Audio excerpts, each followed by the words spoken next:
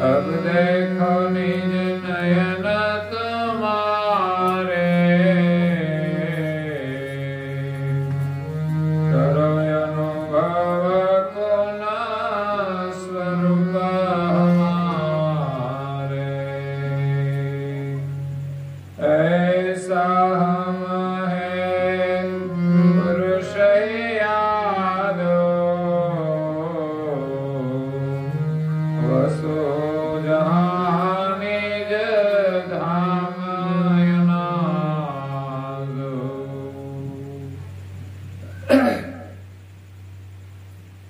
ભક્તજનો,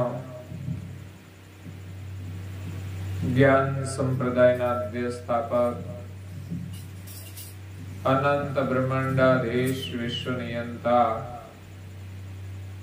સકર્તા સતકૈવલના પરમ વિશેષાંશ, અનંત અંશોના તારણહાર, પરમ મોક્ષના દાતા, કૈવલ ધર્મ ધુરંધર, महान समर्थ, परम श्रेष्ठ, परम विभूतिवान, परम दयालु, परम कृपा निधि, सर्वज्ञ दिव्य परम गुरु श्रीमद करुणा सागर महाराज विश्वभરના મનુષ્ય તનુધારી ચૈતન્ય જીવાત્માઓને સંબોધીને યથાર્થ જ્ઞાનનો ઉપદેશ આપતા સ્વરચિત અગાધ બોધ ગ્રંથના 85મા અંગને વિશે પરમ ગુરુ પોતાના સ્વરૂપની અવિગત ગતિનું વર્ણન કરતા કહે છે કે અબ દેખો નિજ નયન તુમારે, કરો અનુભવ કુન સ્વરૂપ હમારે। દયાળુ કહે છે કે તમારા નિજ નેત્રો દ્વારા તમે અનુભવ કરો કે મારું સ્વરૂપ કેવું છે। નિજ નેત્રો, બે પ્રકારની દ્રષ્ટિ છે, એક બાહ્ય દ્રષ્ટિ છે અને બીજી અંતર દ્રષ્ટિ છે। સ્વરૂપમાંથી જે નીકળી છે એ અંતર દ્રષ્ટિ છે અને આંખો દ્વારા જે જોઈએ છે એ બાહ્ય દ્રષ્ટિ છે। બાહ્ય દ્રષ્ટિને સુરતા કહેવાય છે અને અંતર દ્રષ્ટિને નૂરતા કહેવાય છે। તો બાહ્ય દ્રષ્ટિએ આપણે દર્શન કરીએ છીએ એ તો સ્થૂલ સ્વરૂપના છે, આકાર સ્વરૂપના છે। જો કે સૌ પ્રથમ તો આપણે પરમ ગુરુના જે સ્થૂલ સ્વરૂપ છે એમના દર્શન કરીએ છીએ। એમનું જે અવિગત સ્વરૂપ છે એ જ્ઞાન વિના સમજમાં આવતું નથી। જ્યાં સુધી આપણે સત્સંગ ન શ્રવણ કરીએ, સત્સંગ દ્વારા જ્ઞાનની પ્રાપ્તિ ન થાય ત્યાં સુધી પરમ ગુરુના અવિગત સ્વરૂપની સમજણ પ્રાપ્ત થતી નથી, તે આપણે અનુભવમાં આવતું નથી। એટલે પરમ ગુરુ એમના અવિગત સ્વરૂપને સમજાવવા માટે, એમનું જ્ઞાન આપવા માટે એ દિવ્ય દેહ ધારણ કરીને 14 લોક ને 7 દ્વીપમાં પ્રગટ થયા। દેવી ધામોની અંદર દેવ ગતિએ પ્રગટ થયા અને આ પૃથ્વી ઉપર 7 દ્વીપમાં દિવ્ય મનુષ્ય દેહ ધારણ કરીને પ્રગટ થયા। ક્યાંક બાલ સ્વરૂપે તો ક્યાંક અવધૂતના રૂપમાં પ્રગટ થયા. જંબુદીપની અંદર આજથી 250 વર્ષ પૂર્વે સંવત 1829 મહાસુદ બીજના પરમ પવિત્ર દિવસે ભારત દેશના ગુજરાત રાજ્યના ચરોતર પ્રદેશમાં કાસોર નજીક શેર તળાવ પાસે વનખંડીમાં બાલ સ્વરૂપે પ્રગટ થઈ સૌભાગ્યવતી સૌભાગ્યશાળી હિતબાઈ માતાને મળ્યા. હિતબાઈ માતાનું કેવું અહોભાગ્ય છે.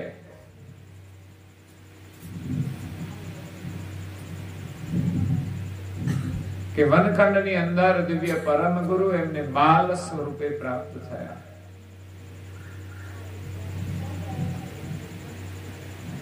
પોતાનું બાળક નાહેર લઈ ગયું એનું દુઃખ હતું, પણ જ્યારે પરમ ગુરુ બાલ સ્વરૂપે મળ્યા ત્યારે માતાનું દુઃખ ભૂલાઈ ગયું. એક દીકરો મૃત્યુ પામે એનું દુઃખ હોય, પણ બીજો જન્મે તો પેલું દુઃખ ભૂલાઈ જાય છે. એમ એક બાળક ગયું એનું ગમ હતું, પણ જ્યારે બાલ સ્વરૂપે પ્રગટ થયેલા દિવ્ય પરમ ગુરુના દર્શન થયા અને એની સાથે સંવાદ થયો, વાર્તાલાપ થયો કે હું તારા પુત્ર રૂપે પ્રગટ થયો છું, ત્યારે માતાની ખુશીનો કોઈ પાર રહેતો નથી. માતા એટલું કહે છે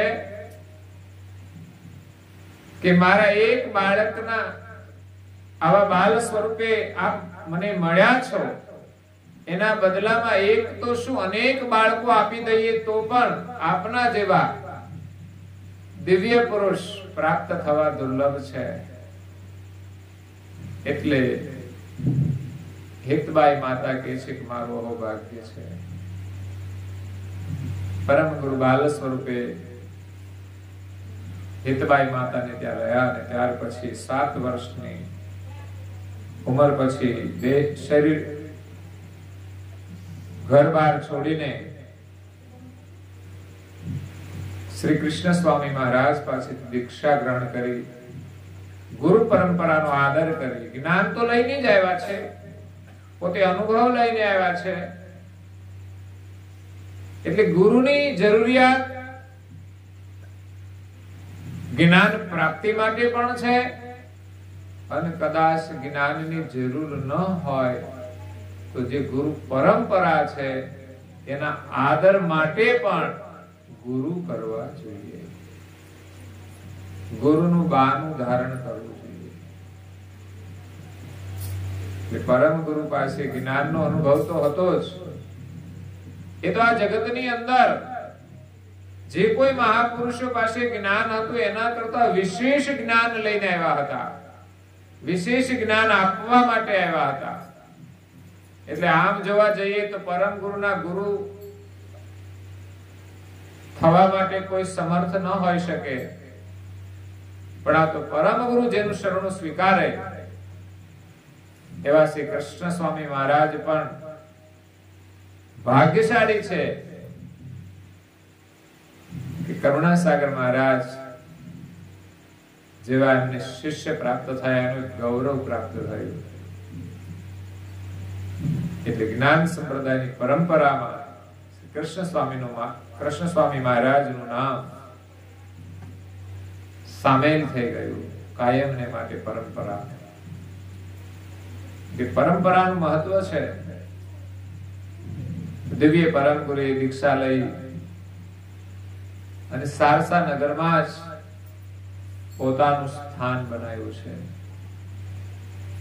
ત્યાં રહીને ગુરુ ગાદીની સ્થાપના કરી, જ્ઞાન સંપ્રદાયની સ્થાપના કરી અને જ્ઞાનનો પ્રચાર કર્યો છે.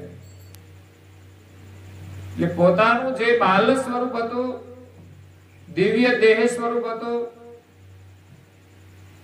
એના તો આપણે દર્શન કરીએ છીએ,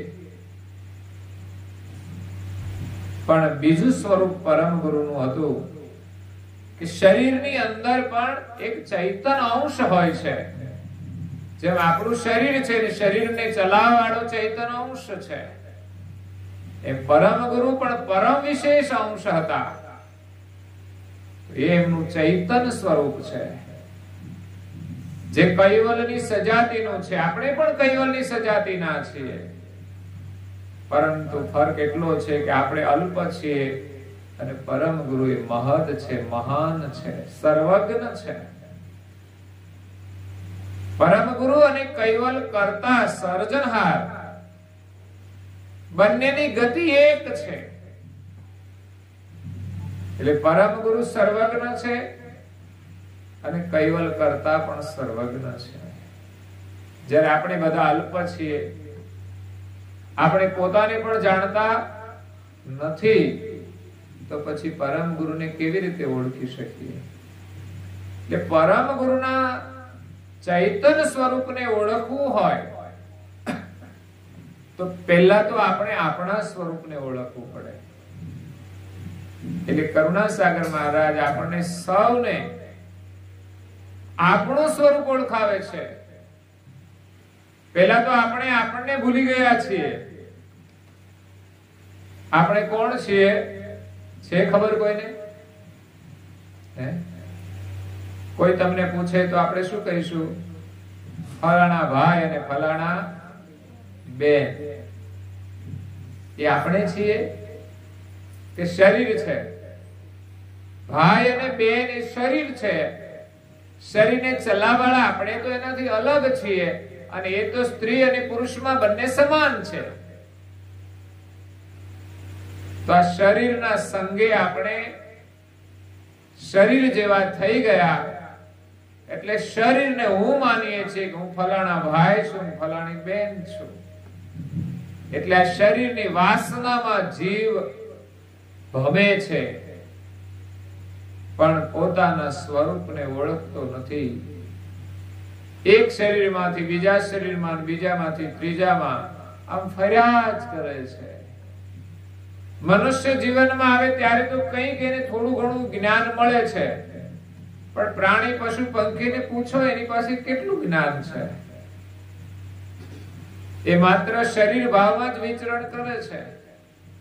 સવારે ઉઠે ત્યાંથી બસ શરીર માટેની જ ક્રિયા કરવાની, બીજી કોઈ ખબર હોતી નથી. આહાર, નિદ્રા, ભય, મૈથુન આ 4 ક્રિયા જ પ્રાણી માત્ર કરે છે. અને મનુષ્ય પણ જો આ 4 જ ક્રિયા કરતો હોય તો પછી મનુષ્ય ન કહેવાય. અગર તો પ્રાણીમાં મનુષ્યમાં કોઈ ફરક નથી. પરમાત્માએ માનવનું શરીર વિશેષ બનાવ્યું છે. એટલે 4 ક્રિયા ઉપરાંત આહાર ખાવાનું તો બધા જાણે છે, પણ વિવેકપૂર્વક ખાવું એ માનવતા છે. ખાવાનો વિવેક કરવો, શું ખાવું અને શું ન ખાવું એટલી આપણને ખબર ન પડે. પછી માણસની ગણતરીમાં આવીએ કે નહીં? મસાલા ખવાય, બીડીઓ ફૂંકાય, બેનો ભાઈઓ સામે જુએ છે.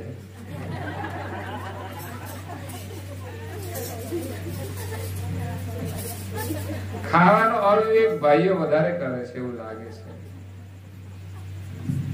બેનો થોડો થોડો કરતા હશે, કદાચ ઉભા પાણી પૂરી ખાતા હોય, એ સામાન્ય કહેવાય. રસોઈ બનાવતા થોડું ખાઈ લેતા હોય, એ સામાન્ય હોય. કદાચ બધા નહીં આવું કરતા હોય, પણ કચરો ખાવો એ તો બરાબર કહેવાય. અને કચરો ખાય એ પણ કચરો જ કહેવાય. એવો કચરો ઘરમાં રાખવો જોઈએ? તમે શરીરને કચરા પેટી બનાવી દીધી. પ્રાણી સારા છે કે ગમે તે નથી ખાતા. પરમાત્માએ એના માટે જે આહાર નિર્માણ કર્યો છે એ સિવાય બીજું કશું ખાતા નથી.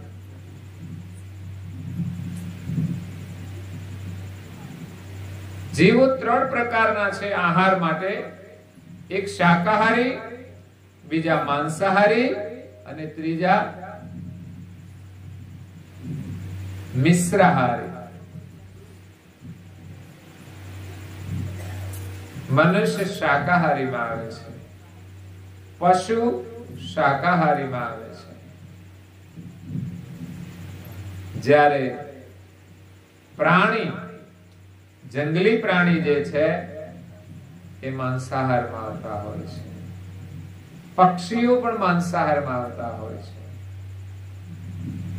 અને પક્ષીઓ મિશ્રાહારી પણ હોય છે. કૂતરા એ પણ મિશ્રાહારીમાં આવતા હોય છે, બિલાડા એ પણ મિશ્રાહારીમાં આવતા હોય છે. મને લાગે માણસ પણ મિશ્રાહારી થઈ ગયો છે. કાં તો એને શાકાહારી રહેવું જોઈએ ને કાં તો માંસાહારી રહેવું જોઈએ. એટલે કમસે કમ એકમાં તો ગણતરી થાય. પણ ના, માણસ કે આપણું તો બધામાં નામ હોવું જોઈએ. એટલે પછી કૂતરામાં જવાનું એનું રિઝર્વેશન હોય છે કે આપણે બધામાં નામ હોવું જોઈએ. પછી આપણે માણસના માણસ થઈએ બરાબર ન કહેવાય ને. આપણે ક્યારેક બિલાડામાં જવું જોઈએ. તો આ મિશ્રાહાર કરવો કે માંસાહાર કરવો કે પછી અખાદ્ય ચીજો ખાવી, એના સંસ્કાર એમ કે છે કાં તો એમાંથી આવ્યા છે અને જવાના પણ એમાં જ છે. આહાર એ માણસની ઓળખ છે. ભલે ખાવ એનો વાંધો નથી, આપણને કોઈ વાંધો નહીં. ખાવ, મોજ કરો. માલિકે મોજ કરવા માટે મોકલ્યા છે, મોજ કરવા માટે દુનિયા બનાવી છે. પણ ભાઈ આમાં મોજ આવશે કે કેમ એ વિચાર કરજો. મોજ મસાલા ખાઈ ખાઈને મોજ આવશે કે મોત આવશે ખબર નહીં. મોત બધાનું આવશે, પણ ભગવાનનું નામ લેશે ને એના માટે મોત મંગલમય બની જશે. અને મસાલા ખાતા ખાતા મરશે ને એ કમોતે મરી જશે. એનું નિમિત્ત મોત નથી આવતું કે ભાઈ મોત આવ્યું ને ગયા, એ વેલા જતા રહે છે. એટલે કમસે કમ સત્સંગ સાંભળીને આપણે આહાર શુદ્ધિ તો કરી શકીએ. એમાં કઈ નવું કરવાનું નથી, કોઈ સાધના નથી. એટલે વિચારો, દ્રઢ સંકલ્પ કરો, સત્સંગ કરો, સદવિચાર ગ્રહણ કરો. એનું બળ હશે તો તમે ચોક્કસ એમાંથી છૂટી જશો, આઝાદ થઈ જશો. અંગ્રેજોની ગુલામીમાંથી મુક્ત થવું બહુ જ કઠિન હતું, છતાં પણ આપણે મુક્ત થયા. એવી જ રીતે આજે બંધનો છે એની ગુલામીમાંથી છૂટવાનું છે. યુગ પ્રભાવ પ્રમાણે, સમય પ્રમાણે નવા નવા બંધનો આવતા જાય છે.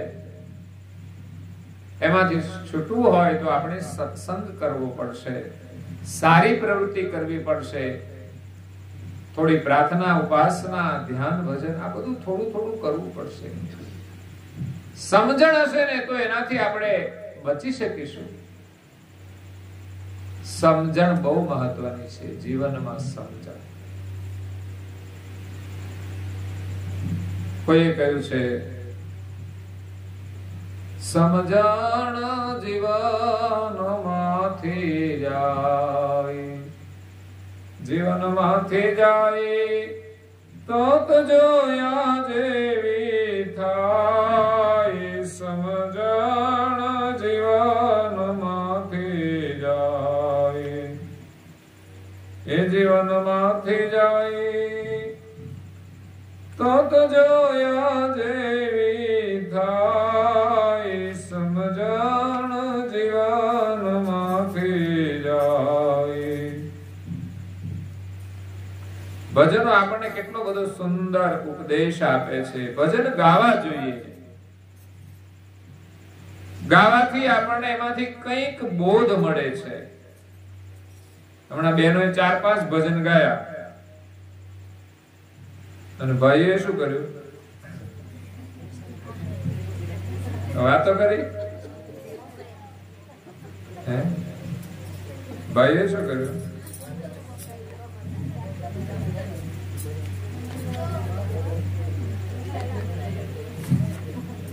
કમ સે કમ વાતો ન કરે ને ખાલી ધ્યાનથી સાંભળે ને, ગાતા ન આવડે કોઈ વાંધો નહીં, કારણ કે ગળું બહેનોને આપ્યું છે.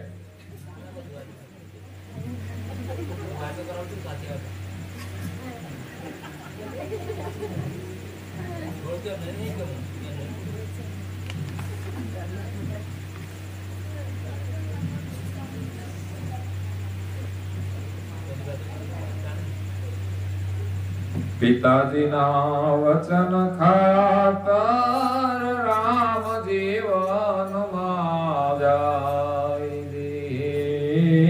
પિતાજીના એ વચન ખાતર રામ જીવનમાં જાય રે. આજનો રામ લો, એને રામ ન કહેવાય, આજનો રામ લો. એના બાપને વૃદ્ધાશ્રમમાં મોકલવાને જાય, સમજાણ જીવનમાંથી જાય. આવા સરસ ઉપદેશના ભજનો આપ્યા છે કે સાંભળીએ તો એમ થઈ જાય કે મા બાપની સેવા કરવી જોઈએ. રામે પિતાના વચન ખાતર વનવાસ સ્વીકાર્યો છે. આ હતું પિતાના વચનનું મહત્વ. અત્યારે કેટલા છોકરા મા બાપને પૂછીને કામ કરે છે? બેટા હજુ નાનો છે ત્યાં સુધી તો કરીશ, મોટો થઈ જાય પછી પણ કરજે, આંગળી ઊંચી કરીશ, બહુ ગૌરવની વાત છે. ધન્યવાદ છે બાળકને. આજ્ઞાંકિત બાળકો બનવા જોઈએ. બાળકોને સંસ્કાર આપો.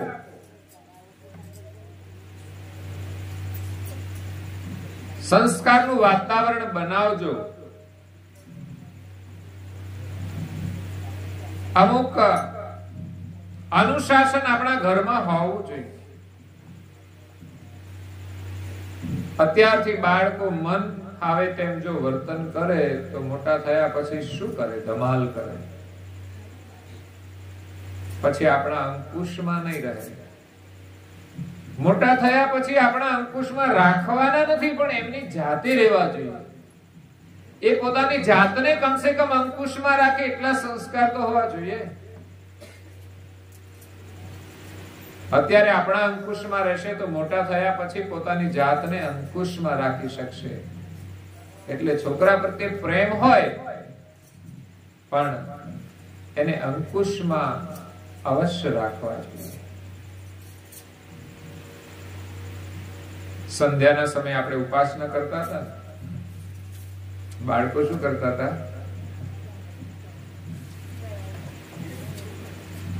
એ ઉલટા સુઈ ગયા અને મોબાઈલો લઈને બેસી ગયા.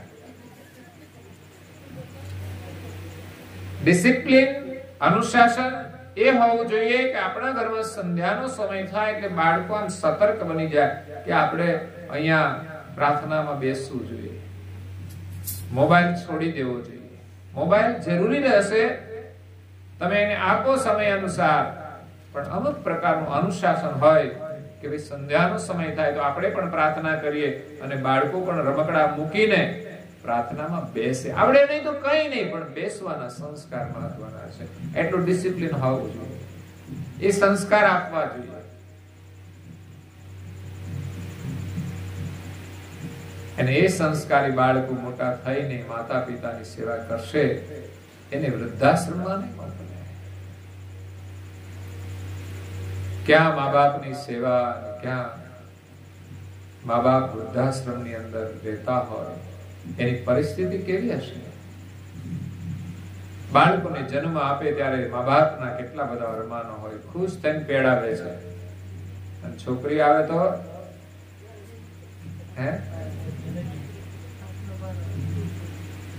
કેમ જલેબી જન્મી છે?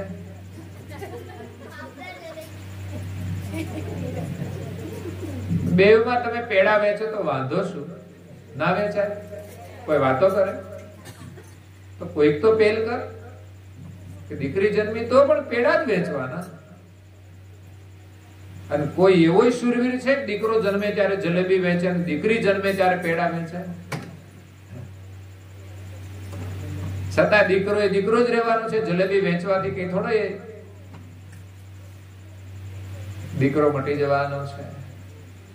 પણ દીકરાના જન્મે તમે જલેબી વેચશો તો એના ઘરમાં દીકરી જે પુત્ર વધુ આવશે ને એ સારી આવશે.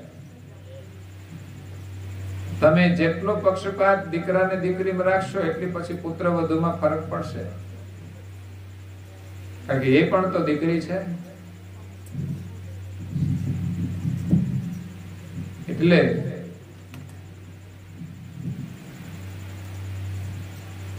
બાળકોને સંસ્કાર પ્રદાન કરો.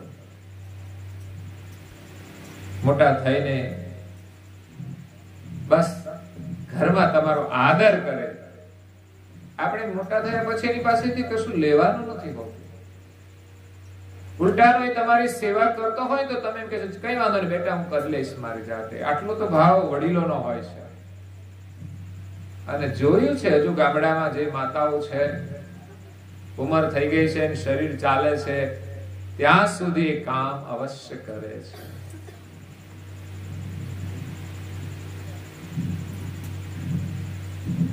યુવાન બહેનો હોય છે ઘરમાં, છતાં પણ સાસુમાં કામકાજમાં એને હેલ્પ કરતા હોય છે.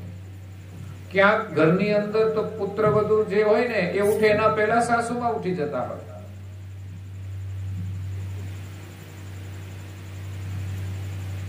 એ ભાવના દેખાડે છે. એટલે સમજણ મહત્વની છે. જેના ઘરની અંદર, જેના જીવનની અંદર સમજણ વધારે હશે એનું ઘર સુખી હશે. અને એ જ આપણી મૂડી છે. સંપત્તિ હોય તો વ્યવસ્થા હોય છે, વ્યવસ્થાનું સુખ પણ હોય છે. પણ બધી વ્યવસ્થા હોવા છતાંય જો સમજણ ન હોય તો માણસ દુખી છે. એક ભાઈ હમણાં લંડન થી આવ્યા છે.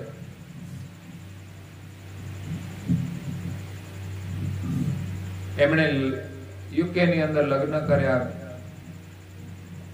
ત્રીજું મેરેજ કર્યું. કેટલા મેરેજ કર્યા? 3 મેરેજ કર્યા. અત્યારે 3 માંથી એકે નથી હાજર. એક પછી કર્યા હોય તો પણ ત્રીજી પત્ની આવી, એ પણ ચાલી ગઈ છે. પછી આને ના પસંદ આવે તો બીજા કોઈની સાથે સંબંધ કરી લે છે. એમના પાસે 2 દીકરાઓ મોટા છે, એક દીકરી છે. સંસારની પરિસ્થિતિ જુઓ. યુકે ની અંદર છે. આપણે ત્યાંથી વિઝા મળવાનો હોય તો લોકો કે પ્રાર્થના કરે ભગવાન વિઝા મળી જાય, વિઝા મળી જાય. વિઝા મળી જાય તો ખુશ ખુશ થઈ જાય, ત્યાં જાય. વિદેશમાં જવું એ મહત્વનું નથી. સુખ તો દરેક જગ્યાએ છે, આપણી સાથે જોડાયેલું છે. તમે જેવી રીતે જીવશો એ પ્રમાણે સુખ મળશે. એવું નહીં કે અમેરિકામાં સુખ છે ને ઇન્ડિયામાં દુઃખ છે. ત્યાં ટેકનોલોજી છે, બધું છે, સારું છે, સગવડ એ સારી છે. જેને જીવતા આવડે છે એને ભારતમાં પણ સુખ મળે છે. વિદેશના કઈ લોકો ઇન્ડિયામાં પણ રહે છે અને ભારતના કઈ લોકો વિદેશમાં રહે છે. અહીંથી બહુ લોકો વિદેશમાં ગયા છે, ભૌતિક રીતે સદ્ધર પણ થયા છે. અને વિદેશના કોઈ લોકો અહીંયા આવ્યા છે. એ સુખ સમૃદ્ધિ અને સાહેબી છોડીને આવ્યા છે. એમણે પોતાનો દેશ છોડ્યો, ત્યાંનો ધર્મ પણ છોડ્યો અને ભારતની જે સંસ્કૃતિ છે એનાથી પ્રભાવિત થઈને અહીંયા આવ્યા છે. કઈ દીકરીઓ પણ આવી છે યુવાન અવસ્થાની અંદર અને કઈ યુવાનો પણ આવ્યા છે જે ધર્મ સ્થાનોની અંદર રહીને પ્રભુમય જીવન જીવે છે. એમાંથી મોટા ભાગના યુવાન અને યુવતીઓ અનમેરિડ રહી અને પ્રભુનું સ્મરણ કરીને સેવા કરે છે. વિચાર કરો. એને એમ લાગે છે કે બસ સાચું સુખ ભારતમાં છે. એમની અંગ્રેજી ભાષા એક આવડે છે અને અહીંયા આવ્યા હોય ત્યારે તો એના માટે આપણી ભાષા શીખવી તો બહુ અઘરું કામ કહેવાય. જેમ અહીંના ગામડાના લોકોને કોઈ વિદેશમાં મોકલો તો એના માટે અંગ્રેજી જેટલું અઘરું, એટલું જ આ અંગ્રેજ લોકોને આ ભારતમાં ગુજરાતી હોય કે હિન્દી હોય કે સંસ્કૃત, છતાંય આજે 15-20 વર્ષ પહેલા આવેલા યુવાન યુવતીઓ આજે કઈ સંસ્કૃત પણ બોલે છે, સંસ્કૃત શ્લોક પણ બોલે છે. એટલે સુખ આપણી સંસ્કૃતિમાં સમાયેલું છે. અહીંયા પરિવારની વ્યવસ્થા છે, વિદેશમાં એ વ્યવસ્થા નથી. એટલે વિદેશમાં જવું એ મહત્વનું નથી. ભલે ભણીને છોકરા જાય પણ સંસ્કાર હશે ને તો સુખી છે. ત્યાં જઈને જો આપણી સાથે રિલેશન રાખે તો સમજવાનું કે પ્રેમનું સુખ મળશે. ત્યાં પણ પતિ પત્ની સાથે આજીવન રહેશે તો એને સુખ મળશે. પણ ભૌતિકવાદી બની જશે, મનસ્વી બની જશે અને મતભેદ ઉભા થશે, કલેશ ઉભા થશે, પછી જુદા પડી જશે, પછી ત્યાં સંપત્તિમાંય સુખ નહીં દેખાય. કરવાનું શું બધું? તો 3 પત્નીમાં સુખ ન મળ્યું.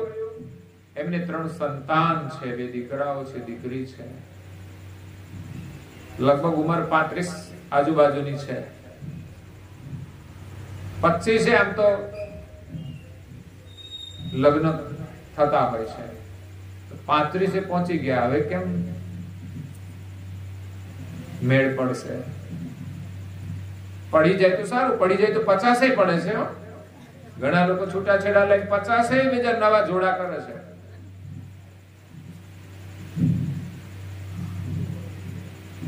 એટલે ત્યાં કોઈ પરિવારની વ્યવસ્થા નથી, કોઈ મર્યાદા નથી.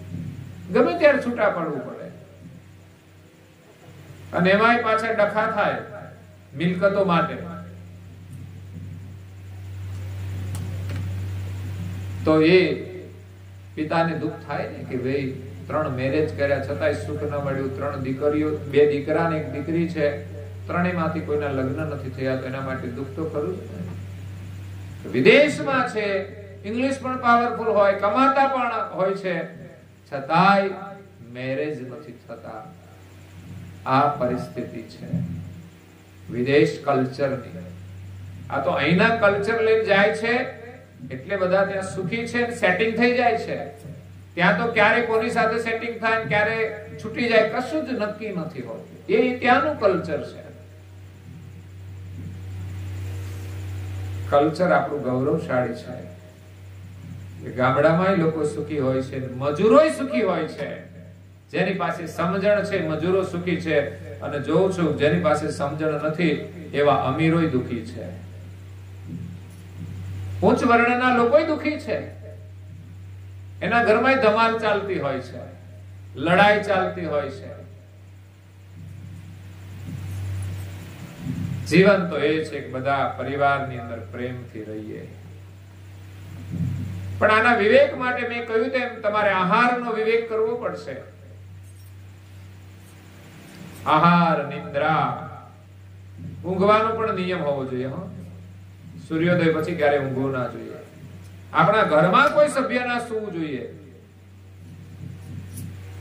બાળક ભણવા જાય ત્યારથી વહેલો ઉઠતો થઈ જાય છે. પછી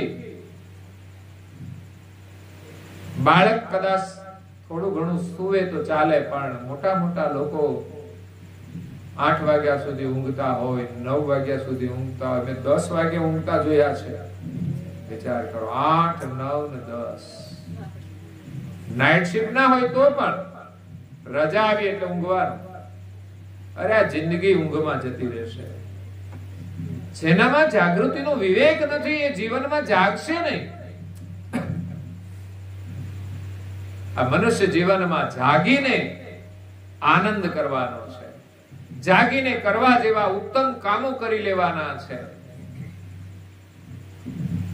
દેશના પ્રધાનમંત્રી કેટલી મહેનત કરે છે અને આપણે 10 વાગ્યા સુધી જાગીએ. ક્યારે આપણો દેશ અમીર બની શકે? ક્યારે આપણે સુખી થઈએ? આપણે તો એમ સરકારી કે આપણા ખાતામાં 5,000 રૂપિયા નાખી દે ને તો ચિંતા નહીં, મસાલાને બિલ ભરાઈ જાય.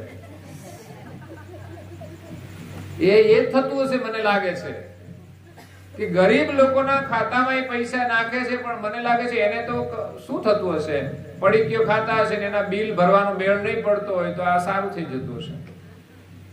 બોટલીઓ પીતા હશે, એના બિલ ભરાઈ જશે, એટલે છૂટશે નહીં. સરકારની નીતિ એક સારી છે કે ગરીબ માણસોની પરિસ્થિતિ એવી હોય છે કે જરૂરિયાત માટે પણ પૈસા નથી હોતા, બાળકોને ભણાવવા માટે એટલા માટે મદદ કરે છે. બાળકોને સારું ભણાવીને તમે સુખી થાઓ. આરોગ્ય માટે જરૂર હોય તો સરકારની યોજનાઓ હોય છે, અને ધંધામાં પણ આગળ જવા માટે સરકાર થોડી હેલ્પ કરે છે કે તમે કંઈક આગળ જવા માટે પ્રયાસ કરો. નાની રકમમાંથી પણ તમે ધીમે ધીમે આગળ વધી શકો છો. પણ મોડા સુધી ઊંઘવું એ માનવના લક્ષણ નથી. હું તો એમ કહું, પક્ષીઓને તમે જુઓ, એને કોઈ ઉઠાડતું જ નથી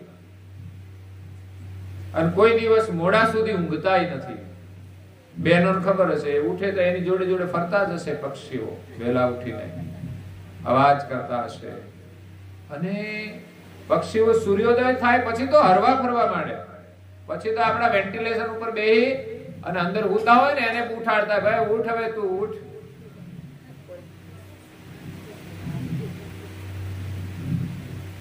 લગભગ બહેનો તો ના જ સૂતા હોય, કદાચ સૂતા હોય તો યુવાનો સૂતા હોય, ભાઈઓ સૂતા હોય. ગામડામાં હજુ ઓછું થોડું, પણ શહેરમાં આ રોગ વધારે છે. સવારમાં ઉઠીને કરવાનું શું, આ પ્રશ્ન હોય છે. બોલો, એ માણસ જીવનમાં કરે પણ શું, જેને એ ખબર નથી કે વહેલા ઉઠીને શું કરવાનું. ભાઈ, જીવન તો એવું મળ્યું છે ને, જો આપણે કંઈક સારું કામ કરીએ ને તો સમય ઓછો પડે.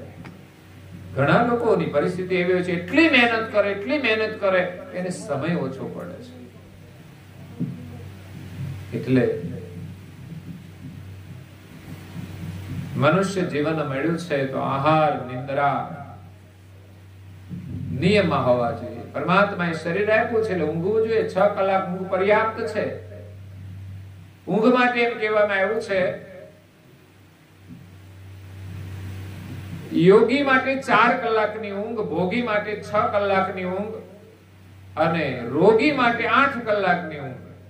અગર તો કોઈ વૃદ્ધ હોય તો 8 કલાક ઊંઘે, બાળક હોય તો 8 કલાક ઊંઘે. બાકી બધા સંસારી લોકોને 6 કલાકની ઊંઘ પર્યાપ્ત છે. અને કોઈ ધ્યાન કરે, સાધના કરે, ભજન કરે, એ 4 કલાક ઊંઘે ને તો પણ એ ધ્યાન ભજન માંથી એને ઊંઘનો આરામ મળી જાય છે. શ્રમિક લોકો માટે 1 કલાક ઊંઘ વધારે જરૂરી છે, પણ મને લાગે છે કે શ્રમિક નથી એવા લોકો જ ભેંસોની જેમ આરામ કરતા હોય છે, આળસુ બનીને. અને શ્રમિક લોકો તો થાકી જાય છતાં પણ એના સમયે ઉઠીને કામે જતા રહેતા હોય છે. એટલે આ શરીરને આળસુ નહીં બનાવવું જોઈએ. શરીર વધે છે કેમ? જાડા લોકો કોણ થાય છે? અમીર થાય છે, ગરીબ થાય છે? તમે જોજો, તમે સર્વે કરો તો ગરીબ માણસ વધુમાં વધુ કોઈ જાડા નહીં હોય. મજૂર લોકો છે ને કોઈ જાડા નહીં હોય. અને સુખી સંપન્ન લોકોના ઘરમાં લગભગ એકાદ નંગ તો હશે જ. ખાઈ પીને અલમસ્ત થઈ ગયા હોય. આળસના કારણે, પરિશ્રમના અભાવે માણસ વધારે જાડો બની જાય છે. જાડા બનવું સારું નથી. તમને કોઈને જાડો માણસ ગમે ખરો? એક બેન હમણાં પિયર જતા રહ્યા, તમે કદાચ સમાચારમાં સાંભળ્યું હોય તો ખબર નહીં. જો કે પિયર જવાના ઘણા કારણો હોય છે. કોઈ બિયર પીવે તો પણ પિયર જાય.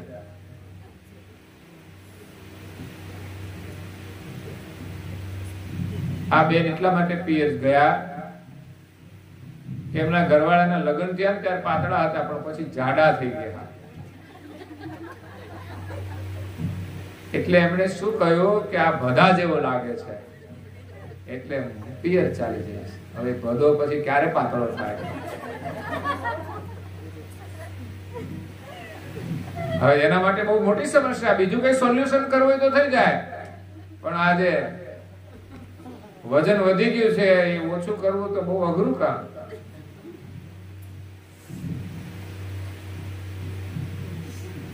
એટલે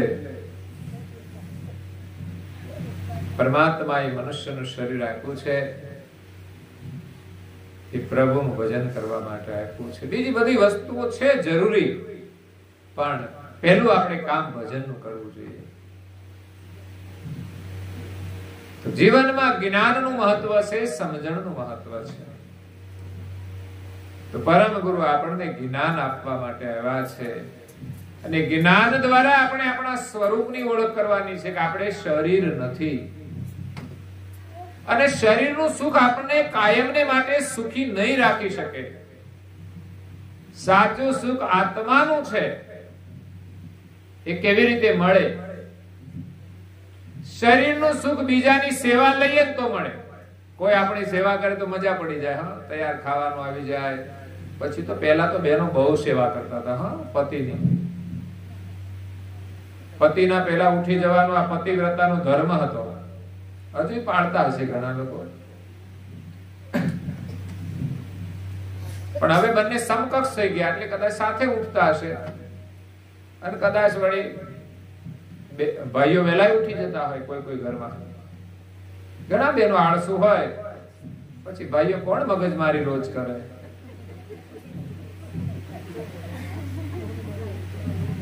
હજુ ગામડામાં ઓછા હશે એવા બહેનો, પણ એમ હોય છે, જોયા છે.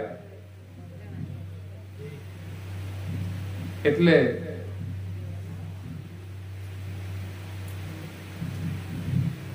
બહેનો પતિવ્રતા હતી. પતિના પહેલા ઉઠી જાય. પતિ ઉઠે એટલે બધું તૈયાર કરી આપવાનું.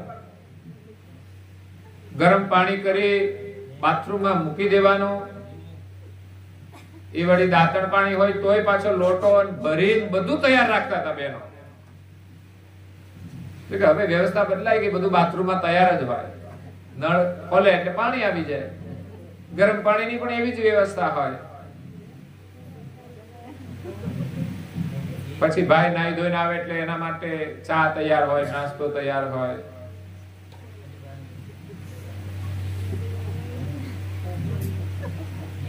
પેલા તો બહેનો છે ને ભાઈઓને પગચંપી પણ કરતા હતા, પણ હવે સમય બદલાઈ ગયો છે.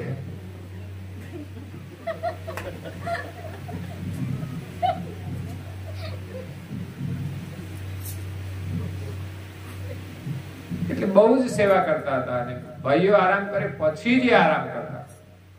છેલ્લે જમવામાં પેલા ભાઈઓને જમાડીને પછી જમતા હતા. બહેનો વધ ઘટમાં ચલાવી લેતા હતા. એનો સેવા ભાવ હતો. કે વર્તમાન સમયમાં સમય અનુસાર લોકો રહેતા હોય છે, પણ સમજીને રહે તો સુખ છે. એટલે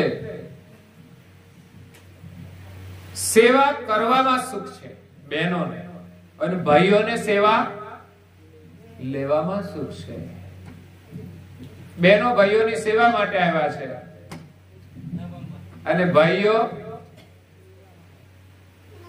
બહેનોની સેવા લેવા માટે મેરેજ કર્યા છે. એટલે મોટા ભાગે એટલે જ મેરેજ કરે છે. મેરેજ કરી એટલે પછી આપણે ચિંતા નહીં, બધું કામ આપણું કરે.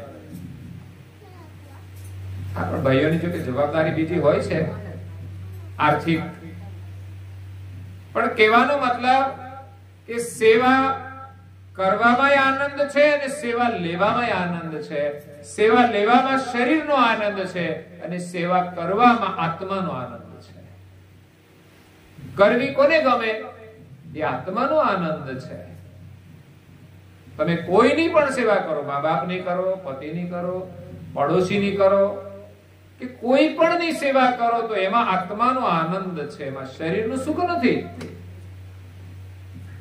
એમાં પરિશ્રમ હોય છે છતાં પણ આનંદ છે. અને જે સેવા લે છે એમાં આનંદ આવે. એકવાર આદત પડી જાય ને સેવા લેવાની, પછી આપણાથી કામ ના થાય. ઘરમાં પુત્ર બધું હોય એટલે આપણને આરામ મળે, પણ એ ના હોય ત્યારે બધું કામ સામે પડે. એટલે મોટા ભાગે બહેનો રાહ જોતા હોય ક્યારે છોકરો મોટો થાય, પુત્ર વધુ આવે અને અમને પ્રમોશન મળે. પણ હવે તો પ્રમોશન જેવું કશું રહ્યું. હવે તો એનું કામ વધે, ઉલટાનું મોટા ભાગે. એટલે આપણે આત્માનો આનંદ મેળવવાનો છે. શરીરની વ્યવસ્થા જેટલી જરૂરી છે એટલી ચોક્કસ કરવી જોઈએ, પણ અભ્યાસ આપણે આત્માના આનંદનો કરવો જોઈએ. ઘરમાં રહીએ તો પણ એકબીજાની સેવા કરવાનો ભાવ હોવો જોઈએ. ઘરમાં નવરા હોય તો કદાચ ઝાડુ લઈને કચરું વાળીએ તો કઈ વાંધો ખરો? પણ ના કે છે તો વળાય પછી કાયમનું થઈ જાય. એટલે મોટા ભાગે ભાઈઓ કોઈ કામ શરૂ ના કરે ઘરમાં, કે આ કામ કરાય નહીં તો કાયમ ને માટે ઝાડુ વળગાડી દે કે જરા કચરું વાળી નાખજો, જરા આ કરી નાખજો. પરંતુ બહેનો પણ એવા હોવા જોઈએ કે પોતાનું કામ પોતે જાતે કરી લે. એવું નહીં ભાઈઓ કરે તો પણ એને ન કરવા દે, એવી ભાવના હંમેશા હોવી જોઈએ. એટલે સેવાની અંદર આત્માનો આનંદ છે. તો શરીર ભાવમાંથી છૂટવું હોય તો સેવાથી છૂટી શકાય છે. સેવાની અંદર શરીરનો મોહ છૂટે છે, શરીરનો ભાવ છૂટે છે અને એક પરમાર્થ ભાવના આવે છે, બીજાની સેવા કરવાનો આનંદ, પરોપકારની ભાવના. એનાથી આપણું શરીર સ્વસ્થ રહે છે.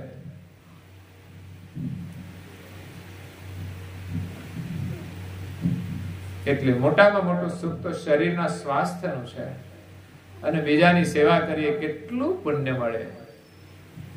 સુખ કોઈને સેવા લેવાથી નહીં, પણ જીવનમાં પુણ્ય કર્યું હોય ને તો સુખ મળે છે. એટલે જીવનમાં સેવા કરીને પુણ્ય પ્રાપ્ત કરો અને સમજણ મેળવવા માટે સત્સંગ કરો. તમે સત્સંગથી સમજણ આવે છે અને આપણું જીવન બહુ સરળ બની જાય છે. જ્ઞાનથી અને સમજણથી જીવન આપણું સરળ બને છે, સહજ બને છે. આપણો સ્વભાવ પણ સરળ બની જાય છે. આટલું કામ થઈ જાય તો માણસ સુખી થઈ જાય. સત્સંગ દ્વારા, જ્ઞાન દ્વારા એવી સમજણ મળી જાય કે આપણો સ્વભાવ સરળ બની જાય. ઘણા લોકો કહેતા આનો સ્વભાવ બહુ સરળ છે, બહુ સારો છે. આવું બનતું છે ને, ભાઈઓમાં પણ હોય અને બહેનોમાં પણ હોય. જેનો સ્વભાવ સરળ હોય ને એનું મેચિંગ બધા સાથે થઈ જાય.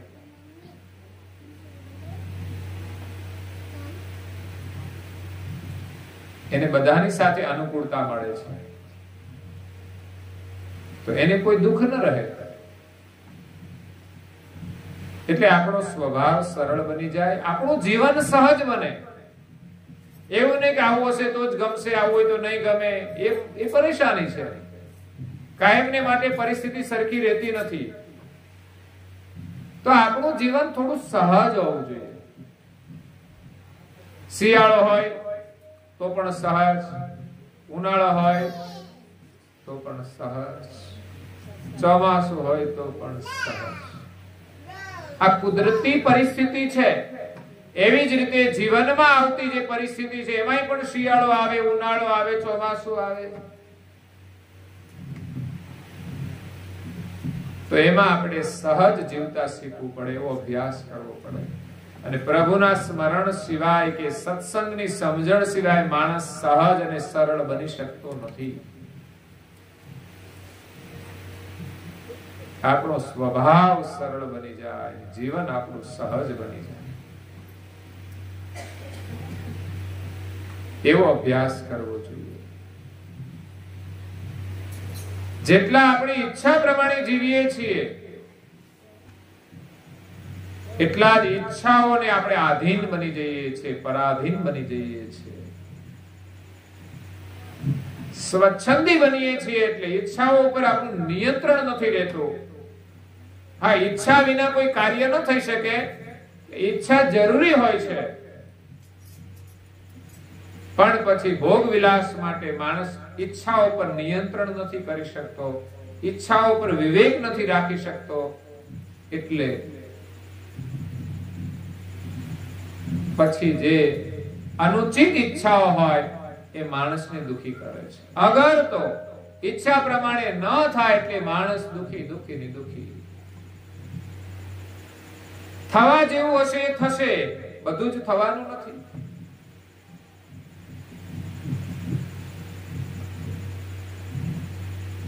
સારું કાર્ય કરવાની ઈચ્છા રાખવી જોઈએ. ન થાય તો એટલું દુઃખ નથી થતું જેટલું ખોટી ઈચ્છાઓ ન પૂરી થવાથી થાય છે. ખોટામાં વધારે દુઃખ હોય છે. તો આપણી ઈચ્છાઓ સાચી કેટલી, સારી કેટલી અને ખોટી કેટલી. ઘરની અંદર ખોટા આગ્રહ રાખીએ ને તો પણ કલેશ ઉભો થાય છે. બિનજરૂરી આગ્રહ. આપણને ઘણા ગ્રહ નડે છે. જ્યોતિષ એમ કે તમને આ ગ્રહ નડે છે, પણ આગ્રહ છે ને આપણો ખોટો આગ્રહ, એ ગ્રહ મોટો છે, નડે છે. દુરાગ્રહ, અતિ આગ્રહ, એ આપણો દુશ્મન છે. પરિગ્રહ, જરૂર કરતા વધારે સંગ્રહ કરવો, એનું નામ પરિગ્રહ છે. એ માણસને દુખી કરે છે.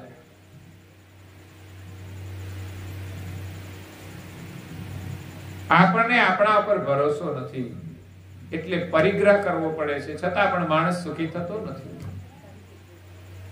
આ સંગ્રહ કરવો જોઈએ. આપણે સારા કાર્યોનો સંગ્રહ કરવો જોઈએ. સુકૃત કરીને સંગ્રહ કરો, પુણ્યનો સંગ્રહ કરો.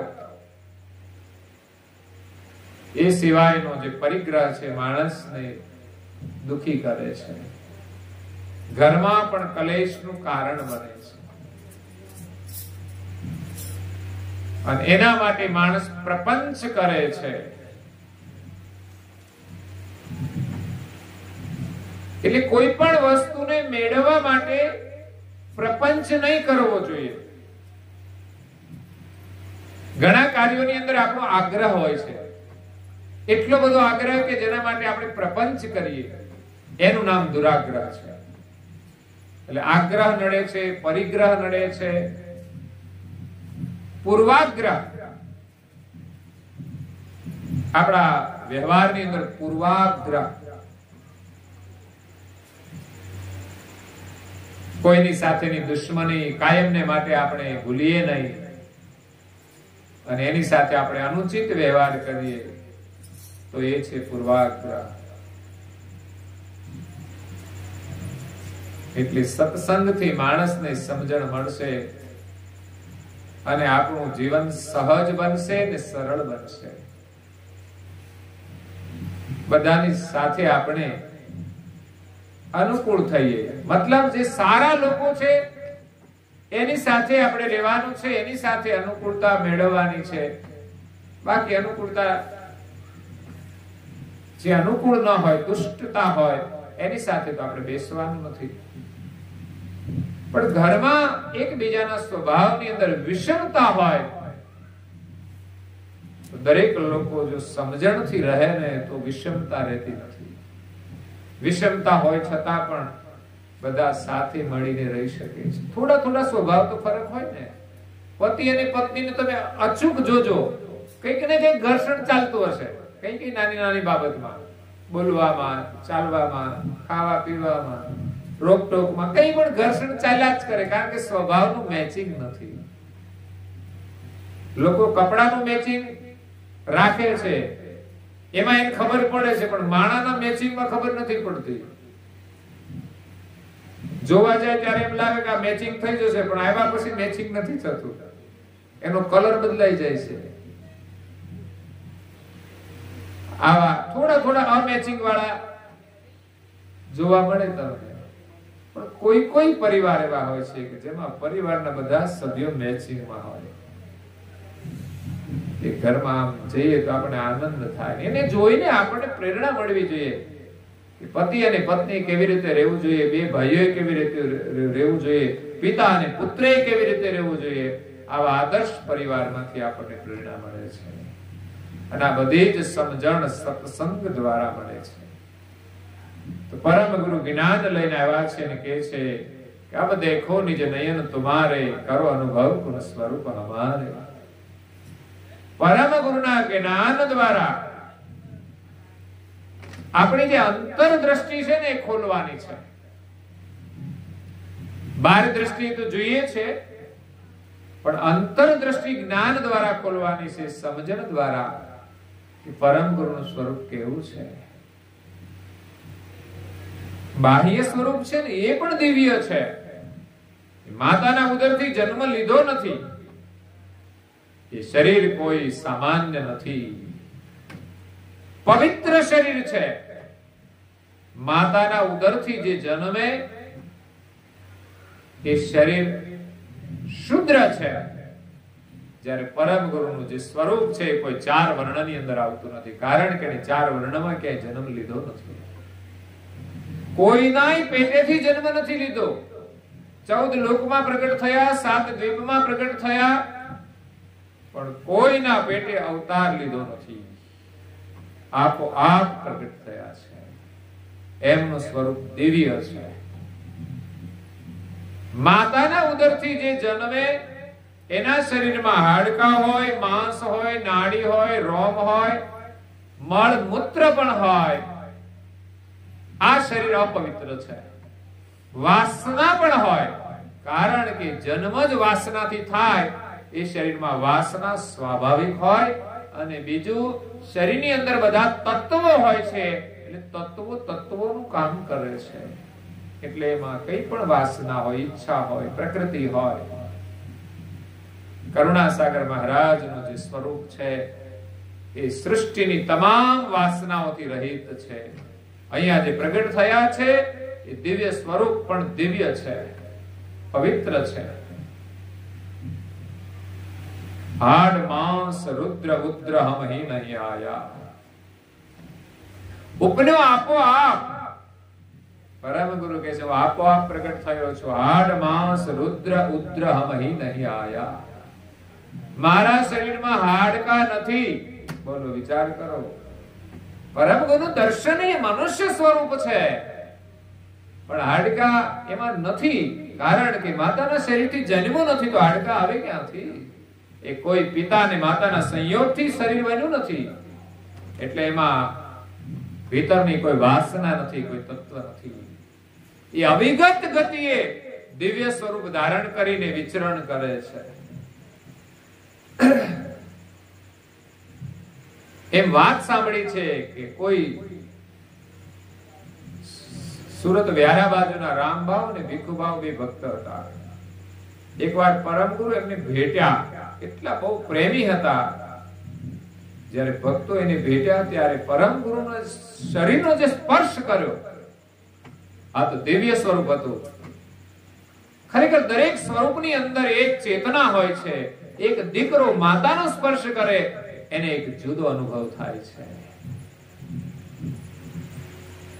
માતાના આશીર્વાદ શું છે? દીકરો માને ભેટી પડે કે માતાના ચરણનો સ્પર્શ કરે, એમાં એક દિવ્ય ચેતના મળતી હોય છે.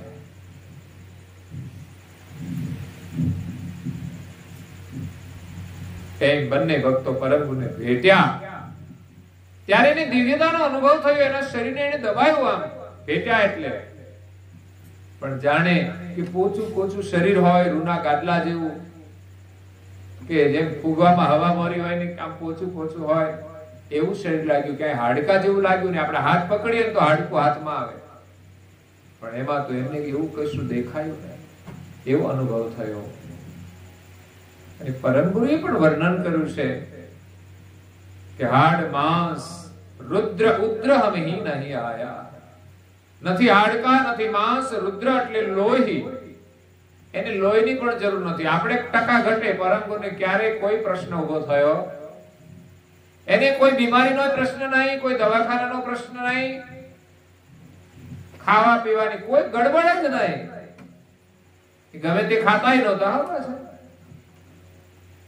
ભક્તોનો પ્રસાદ લેતા હતા, પણ એના પેટમાં ક્યાંય ગડબડ ના થાય, કારણ કે લે ને એ મુખ સુધી જાય પછી તો એના માટે એ પ્રસાદ ભીતરમાં ક્યાંય એને પચાવવાની જરૂર નથી પડતી. બ્રહ્મ સ્વરૂપ બની જાય, એની મળ વિસર્જનની પણ કોઈ જરૂર નથી હોતી. એવું એમનું દિવ્ય સ્વરૂપ છે.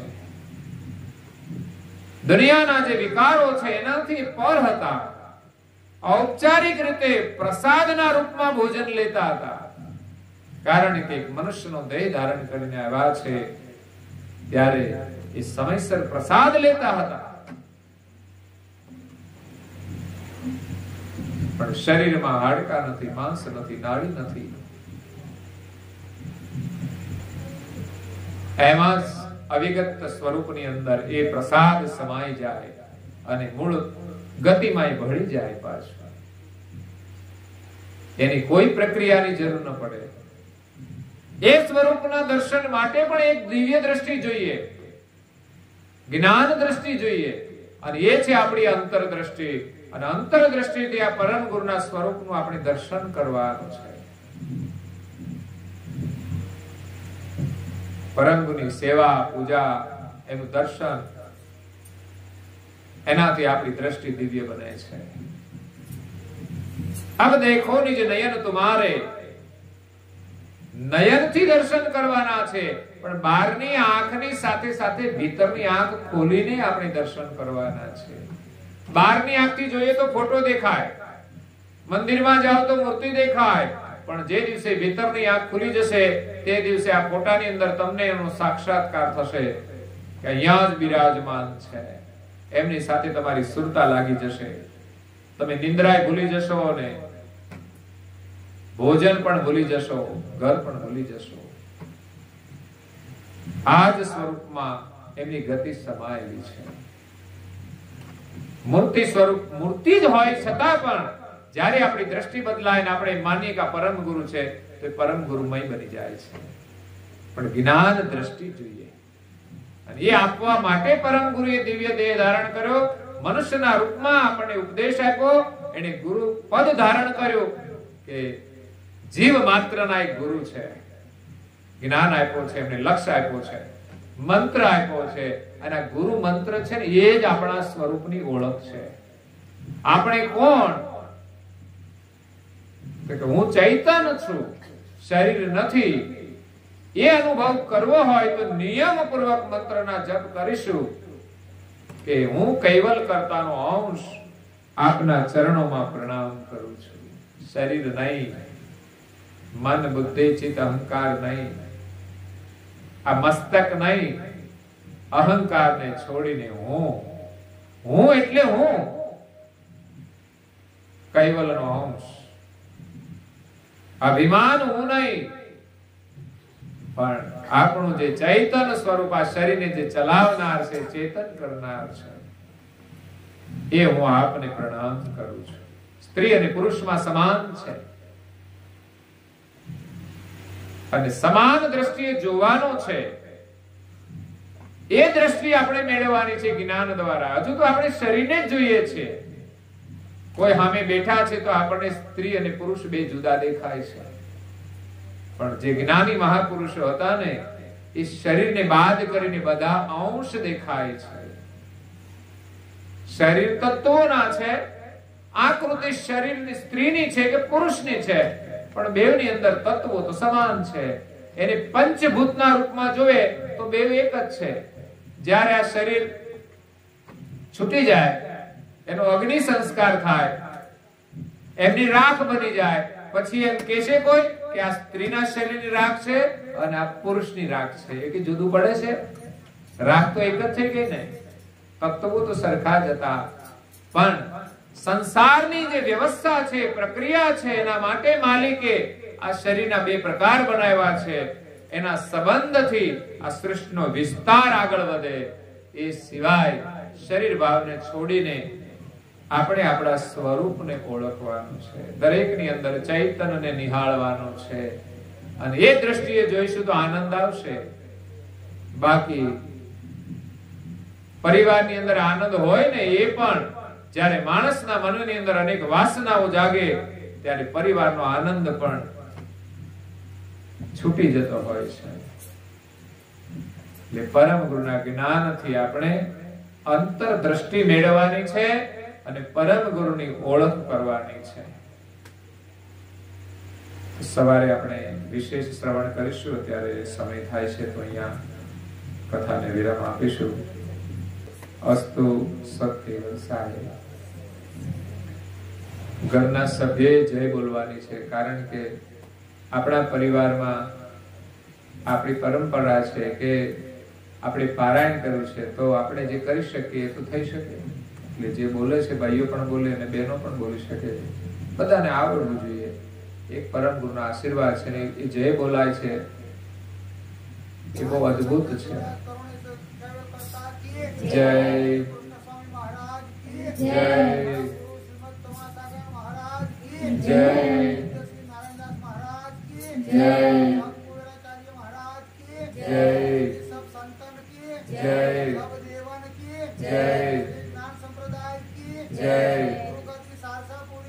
જય जय कथा पूर्णावती का साथ केवल